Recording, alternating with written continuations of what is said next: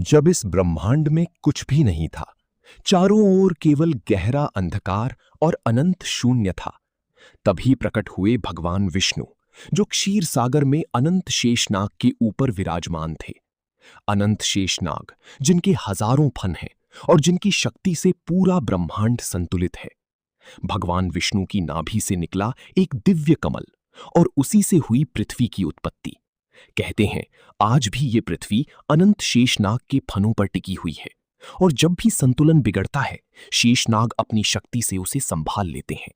यही है सृष्टि का रहस्य और अनंत शेषनाग की अनंत शक्ति। आइए जानते हैं इसके बारे में विस्तार से।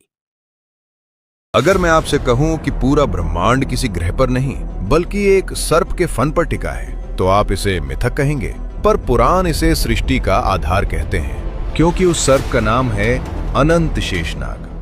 पुराणों के अनुसार सृष्टि सिर्फ पृथ्वी नहीं है, बल्कि 14 लोकों की एक विशाल संरचना है, 7 ऊपर 7 नीचे। और हैरानी की बात यह है, ये सभी लोक टिके हैं शेषनाग के फनों पर। और शेषनाग स्वयं भगवान विष्णु के कूर्म अवतार पर स्थित है, जो क्षीर सागर में योग निद्रा में लीन है।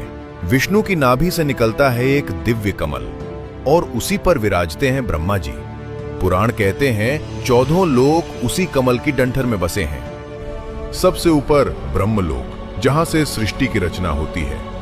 तपोलोक, जहां देवता हजारों वर्षों की तपस्या करते हैं। जनलोक, जहां संकादि ऋषि जन्म से ही ज्ञानी हैं। महरलोक, जहां महर्षि यज्ञ और ज्ञान में लीन रहते हैं। स्वर्गलोक, इंद्रदेव, अप्सराएं और दिव्य विमान। भुवरलोक, ग्रह, नक्षत्र और देवमार्ग। पृथ्वीलोक, जहां हम रहते हैं, कर्म, धर्म और निर्णय का लोक, लोअर 7 लोकस में है। अतल लोक, दानवों का क्षेत्र।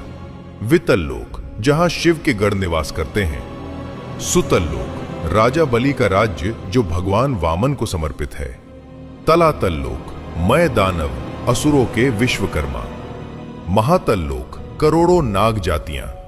रसातल लोक, असुरों का अंधकारमय क्षेत्र। पाताल लोक, नागों और दैत्यों की गहरी गुफाएं।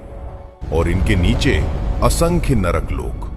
पुराण ये नहीं कहते कि ब्रह्मांड सिर्फ पत्थर और गैस से बना है। वो कहते हैं सृष्टि संतुलन पर टिकी है और उस संतुलन का नाम है भगवान विष्णु, और उसे थामे हुए हैं अनंत शेषनाग। जब तक शेष हैं, तब तक सृष्टि है। अगर ये ज्ञान आपको छोटा नहीं विशाल महसूस कराता है, तो वीडियो को लाइक करो, फॉलो करो और कमेंट में लिखो ओम नमो नारायणाय। क्योंकि जो ब्रह्मांड को समझने की कोशिश करता है, वो खुद को भी समझने लगता है।